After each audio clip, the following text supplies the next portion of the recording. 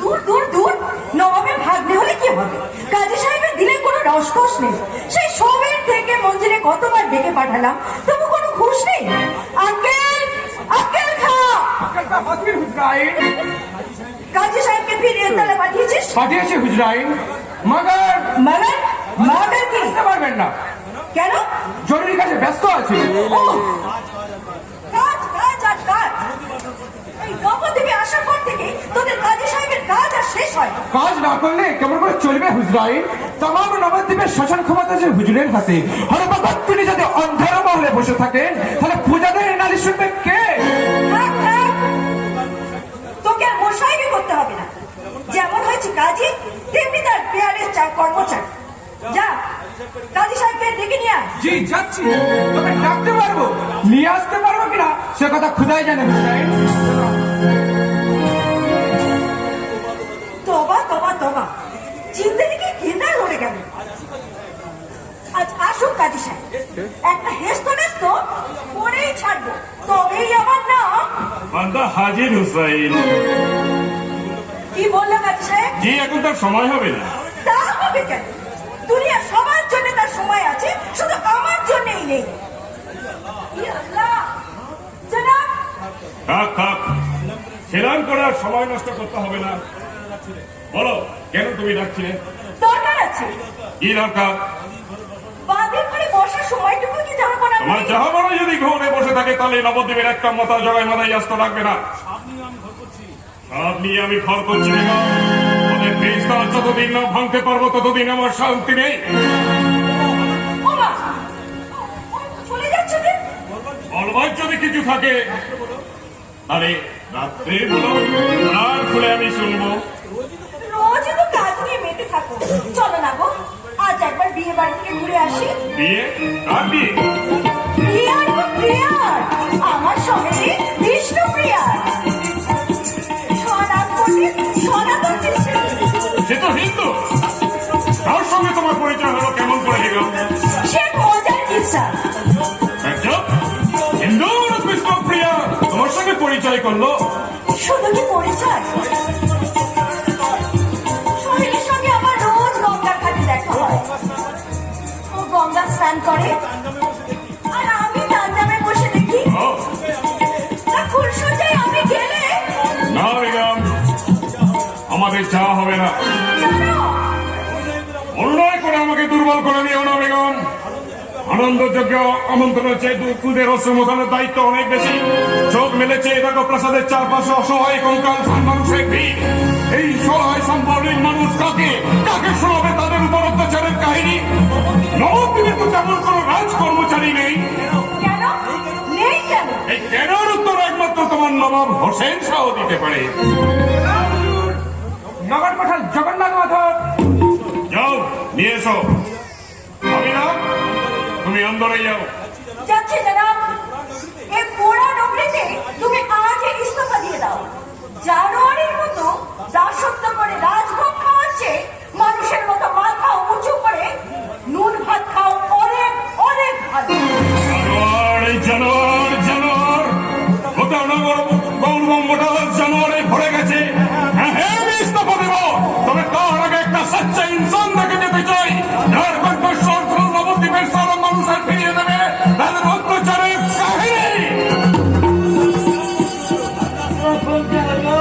কে? ও, নগরকোটার জগন্নাথ মাধব। হঠাৎ আপনারা এই সময়ে? সময় হলে বুঝি দেখেছি ওরা। এই বারবার নিষেধ করেছিলাম, এই হুজুরকে বিরক্ত করতে বারণ করেছিলাম। আরে তুই চুপ কর। আরে রাতকালীন আমার সময় সময় কি আছে হুজুর? আমরা হচ্ছে নামের নাম্বার কর্তব্য। হ্যাঁ, সে তো সত্যই কথা।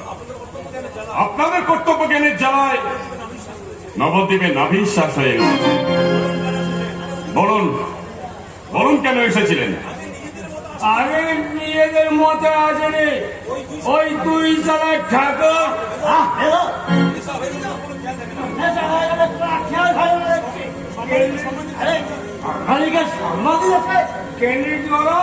আমি কি ভুল কিছু বললাম? আচ্ছা হুজুরকে জানলে আমি মুখে তালা দিচ্ছি। হুজুর ঠাকুর মশাই এসছে আপনার সঙ্গে ঘুরিতে। হাজী সাহেবের জয়, হাজী সাহেবের জয়। আসুন আসুন ঠাকুর মশাইরা, আপনাদের শ্রীবলন দেখে আমি নিজেকে কৃতার্থ মনে করলাম। তিনি হলেন রামরূপ বাচস্পতি হুজুর। হাজী সাহেবের রায়। তিনি হচ্ছেন, ওর নাম ভুলে গেছে ভয় রান্না থেকে চাবল চন্দ্র সিদ্ধান্ত পাইছে। দুজনেই একেবারে মাটির মানুষ। সাতটার উপরে পড়াশোনা।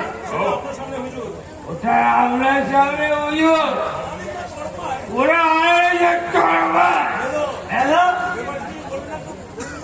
এই পেপার কিছু বললো না এ জগা, ঠিক আছে? আমি এই মুখে তালা দিয়ে দিচ্ছি। হুজুর আপনি বিচার করুন হুজুর, এরা একেবারে মাটির মানুষ। এদের মতো মানুষকে যদি অপমানিত হতে হয়। কে অপমান করেছেন? ওই নিমাই পণ্ডিত হুজুর, নিমাই পণ্ডিত? আমাদের দুজনকে নয়, গোটা নবদ্বীপের ব্রাহ্মণ সমাজকে অপমান করেছে হুজুর। কেন? কারণই কইবার নাই, কোনো কারণ নেই হুজুর। ব্রাহ্মণরা হলো সমাজের মাথা, অথচ নিমাই পণ্ডিতের এত বড় স্পর্ধা, তার বিবাহে সবার শেষে নিমন্ত্রণ করেছে এই ব্রাহ্মণদের।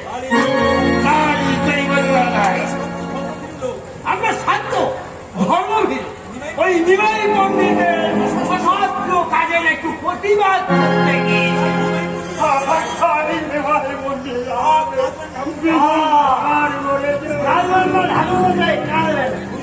হুজুর এই অন্যায় বিচার কিন্তু আমাকে করতে হবে। ঠিক আছে। হ্যাঁ, এই নিমাই পণ্ডিত নাম শুনেছ, তোকে স্মরণ করতে পারছি না। তার মতো প্রকৃতকে আর না স্মরণ করাই ভালো।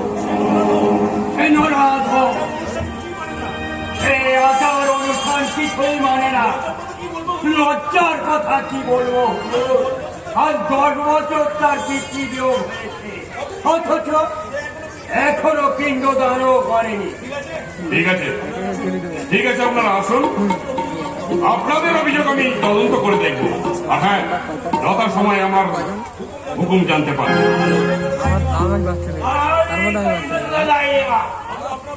আমরা আপনার ভাষাতে আছি হলো।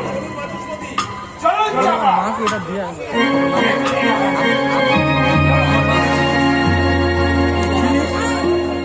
আছে কোনো একটা জায়গায় এই, বলে পাবি তুই না আমাকে ঘরে করে চাইবি। নগর কোটাল জগন্নাথ, কি বলি বল ভাষায় করে ধরবেন না। তুই এখানে আপনি তদন্ত করে নিমাই পণ্ডিতের উপযুক্ত শাস্তির ব্যবস্থা করুন। আমরা না হলে হুকুমের নাফাজ।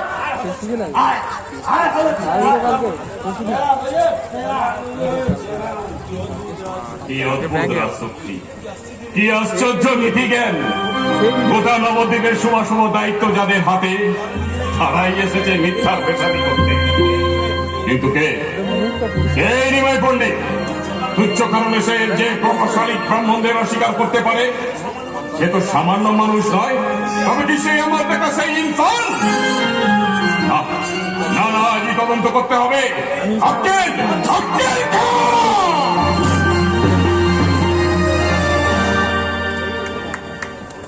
কোনো আক্কেল নেই। বৌদিমণি, বৌদিমণি, কোনো সারা শক্তি নেই। দা ঠাকুর, ও দা ঠাকুর, বাবা রে বাবা, কোনো রাম আজ্জি নেই। বৌদিমণি, ওহো, বলছি ঐশান্তা এত জোরে জোরে চিৎকার করছো কেন? ওনার তো অসুবিধা হবে। ওনার মানে উনি কে? উনি মানে তোমার দা ঠাকুর।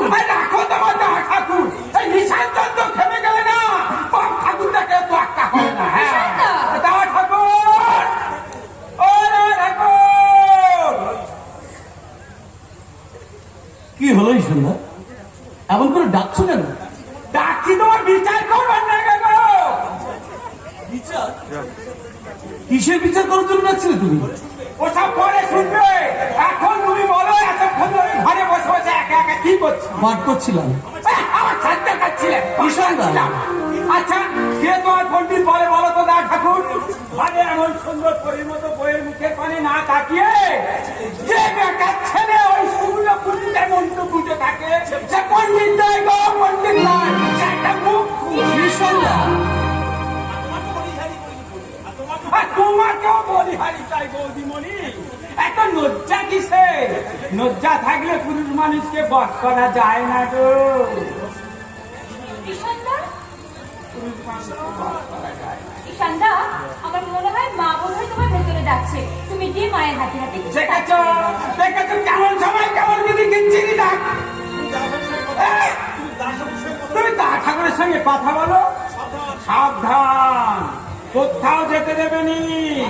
আমি মাখানের ঝামেলাটা মিটিয়ে এক্ষুনি আসছি।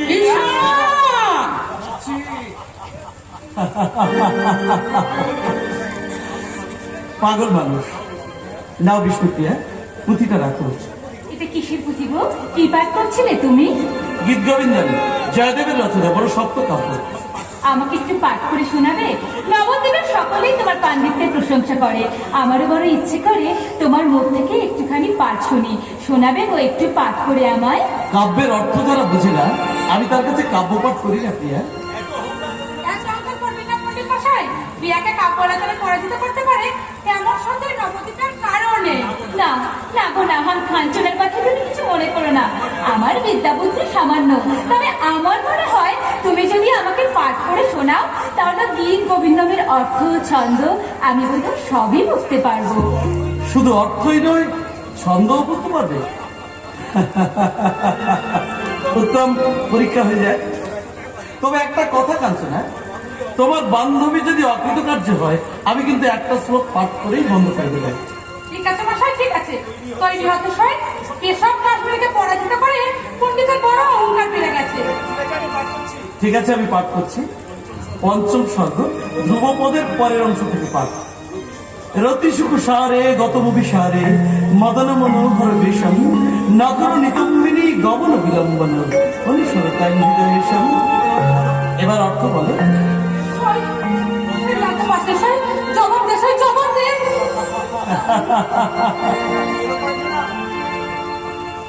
কি হলো কাঞ্চনা, আমি কি একটা শ্লোক পাঠ করে পুঁথি বন্ধ করে দেবো?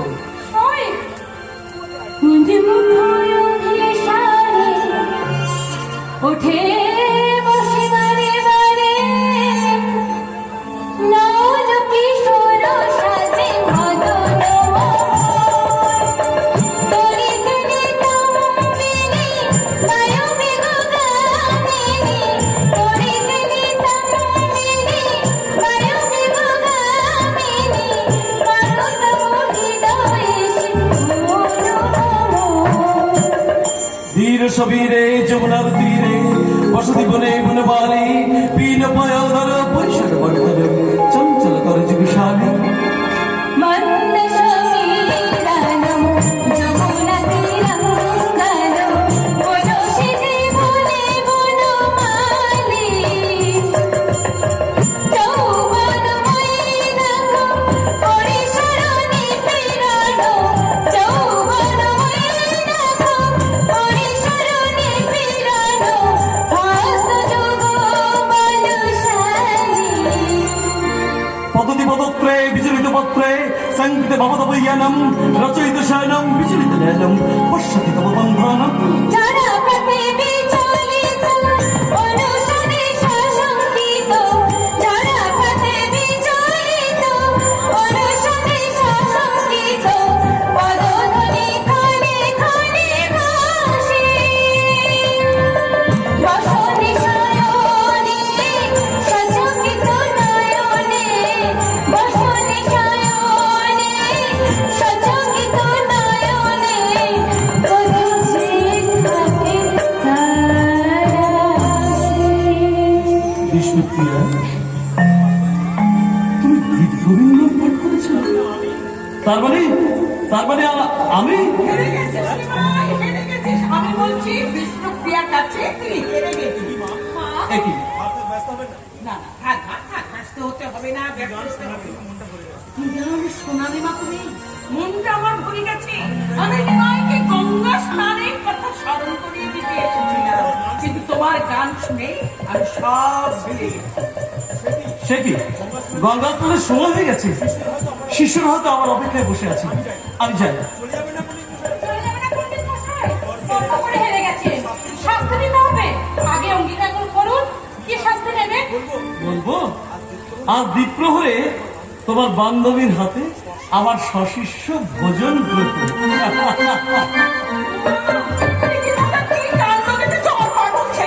দলীয় কত ছাত্র এইটুকু সময়ের মধ্যে অতগুলো মানুষের কি রান্না করে? ওমা, এত ব্যস্ত হচ্ছেন কেন বলুন তো? ব্যবস্থাটা ঠিকই হয়ে যাবে। আমি কাঞ্চনা, আমি রান্না করে যাচ্ছি, তুইও আয় আমার সঙ্গে। ছেলে মানুষ নিমাই আমার এখনো ছেলে মানুষই রয়ে গেল। আরে কি হলো? হবে না কর্তা, আর এমন হবে না।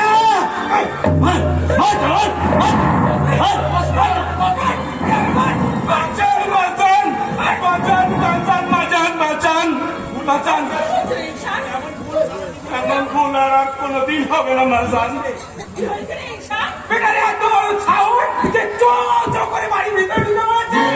ওরে মারো এক লাঠি। যেন চলছে চলছে উঠছে রে বাবা। ও আপনার নাম বুঝি স্যার? হ্যাঁ, এইবার বুঝেছি। এই, কি বুঝেছো? কি বুঝেছো? এই গায়ের ব্রাহ্মণ পণ্ডিতদের তো আপনি পিটিয়ে লাড বানিয়েছেন। দেখেছো মাথার যত সহজ লোক ওকে ভেবেছিল তত সহজ লোক নয়। আজ আমি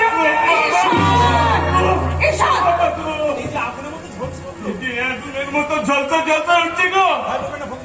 ভয় পাবেন না, আপনি ভয় পাবেন না ফকির সাহেব। ও তরকারি শুধু মুখে, আসলে ও একটা পিঁপড়েও করতে পারে না। ঈশানদার বিরুদ্ধে ধরা পড়ে গেছে। ভিতরে যাও, রিয়া এখন রান্নাঘরে আছে। কোথায় এখন ফকিরের সঙ্গে সবাই নষ্ট করলে রিয়া কষ্ট পাবে, কথাটা মনে রেখো। নিশান, যা তুই ভেতরে যা। বাড়ির কারো কোনো বুদ্ধি শুদ্ধি নেই, ফকির তো নয় যেন জামাইয়ের সাথে বাড়িতে। নিশান, যা ভেতরে যা। ইচ্ছা হয় তার লাঠি চেপে সাথে কথা শুনবি তুই? যা যা ভেতরে যা, আমি চললাম। আপনি বুঝে নিমায় পণ্ডিতের মা? হ্যাঁ বাবা, শুনেছি আপনি লোকটা খারাপ নয়। তা মাসান, ব্রাহ্মণ পণ্ডিতদের গায়ে হাত তুললে কেন? কাজী সাহেবের কাছে নালিশ করলো কেন? সে কথা আমি কেমন করে বলবো বাবা? তবে ঈশান সেদিন আমার সামনেই ছিল, মারা তো দূরের কথা, ও কারো অঙ্গ স্পর্শ করেনি। আল্লাহ মালে মানুষ চেনা বিষম দায়। আচ্ছা মাসান, আপনার ছেলে শুনেছি খুব বিদ্বান। স্বাধীন দিনে ব্রাহ্মণদের সবার সাথে নিমন্ত্রণ করলো কেন? নিমাই অন্যায় তো কিছু করেনি, সে যা করেছে শাস্ত্র সম্মত করেছে। অত ছাত্র মানলে কি আর চলে মাজান? এই 10 বছর হলো আপনার খসম মারা গেছেন। আপনার ছেলে যদি এত শাস্ত্র মানে, তাহলে এখনো তার পিণ্ডদান করেনি কেন?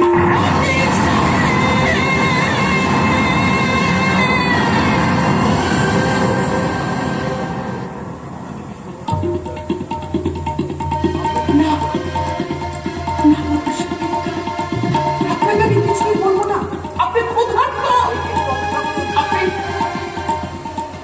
আপনি একটু অপেক্ষা করুন, আমি এক্ষুনি আপনার খাবার পাঠিয়ে দিচ্ছি।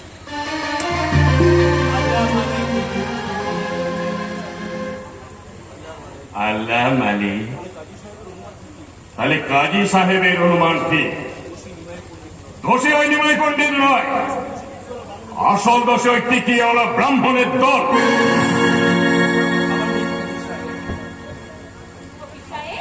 খাবার দিন ফকির সাহেব। দিন মাজান, দিন মাজান, দিন।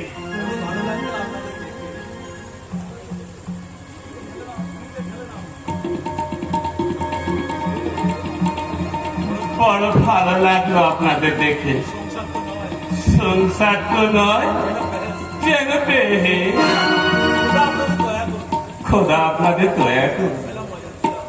ছিলাম ছিলাম বাজান ছিলাম ছিলাম ছিলাম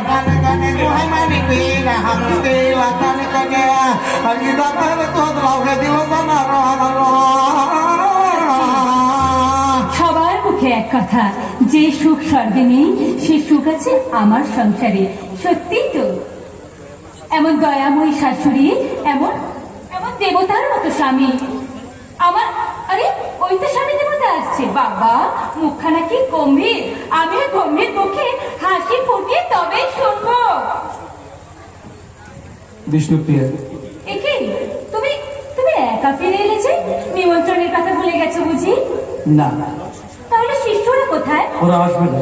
আসবে না কেন? ও বুঝেছি বুঝেছি, তুমি ভেবেছো হঠাৎ করে নিমন্ত্রণের কথা বললে আমি বোধহয় ভীষণ অসুবিধায় পড়ে যাব। না গো না, আমি সমস্ত ব্যবস্থা করেই রেখেছি, তুমি যাও।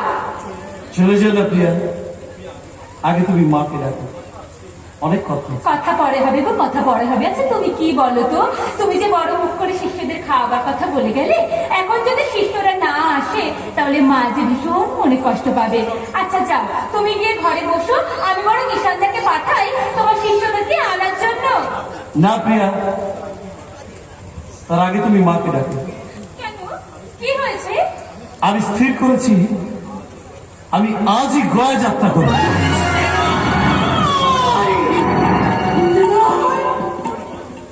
মা, তুমি এমন চিৎকার করে বললে কেন? পূর্বপুরুষকে পিণ্ড দেয় যে শাস্ত্রের বিধান, শাস্ত্রজ্ঞ হয়ে আমি তো শাস্ত্রের অবর্জনা করতে পারি না মা। কেন বলছিস বাবা? গঙ্গা স্নানে যাওয়ার আগে তো কত আনন্দ করে গেলি। ওই পথে তো কি হয়েছে? কে তোকে কি বলেছে? সে যাই বলুক মা, অন্যায় তো কিছু বলেনি।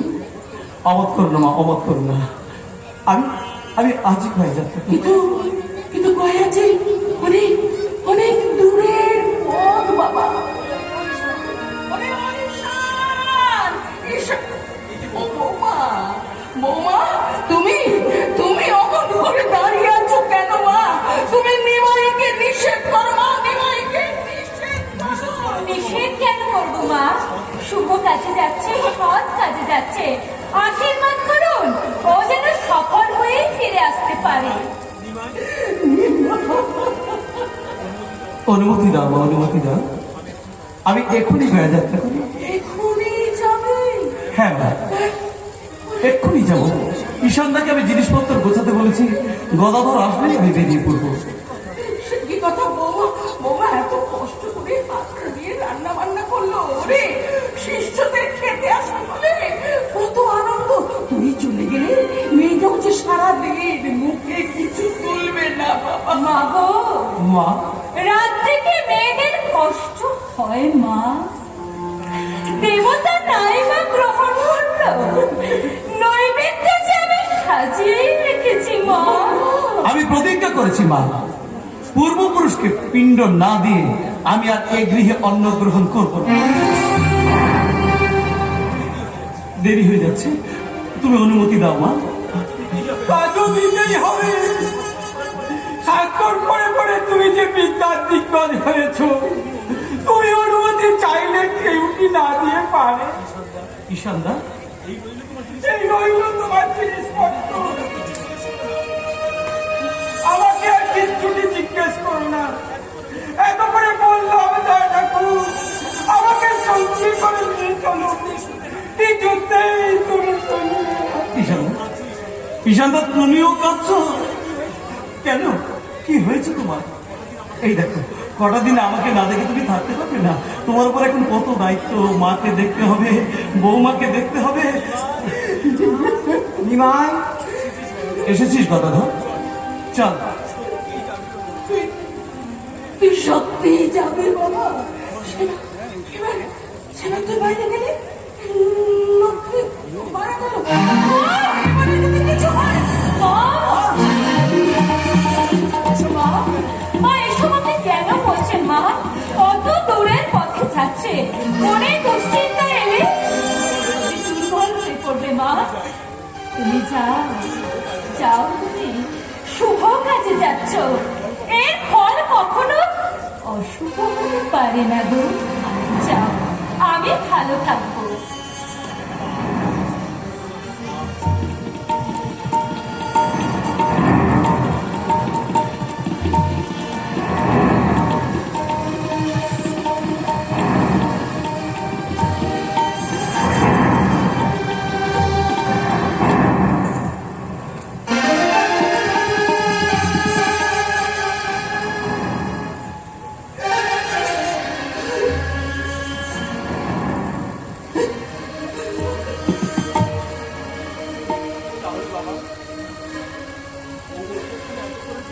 তাহলে বিমান বৌমা যখন এত করে বলছে, আমি আমি আর তোকে বাধা দেব না।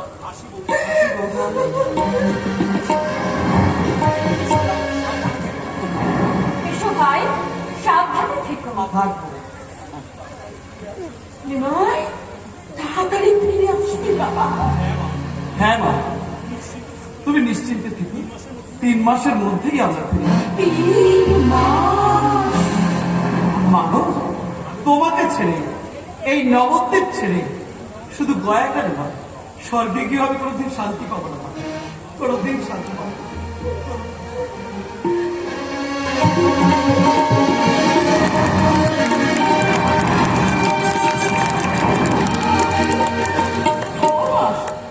বৌমা, মা, বৌমা, 3 মাস? 3 মাস কতদিনের হয় মা? 90 দিনে হয় মা। ওই দিন। দেখতে দেখতে ঠিক কেটে যাবে মা। আচ্ছা মা, মা আপনি এত ভেঙে পড়ছেন কেন মা? সবার ছেলেই তো বাইরে যায়, তাই বলে কি সবাই এভাবে কাঁদে, এভাবে ভেঙে পড়ে মা? বৌমা, তুমি আমার একটা কাজ করবে না? কি কাজ মা? রোজ রোজ আমার এই লক্ষ্মীর ঝাঁপিতে একটা করে কড়ি ফেলবে মা। তাহলে তাহলে আমি বুঝতে পারবো আমার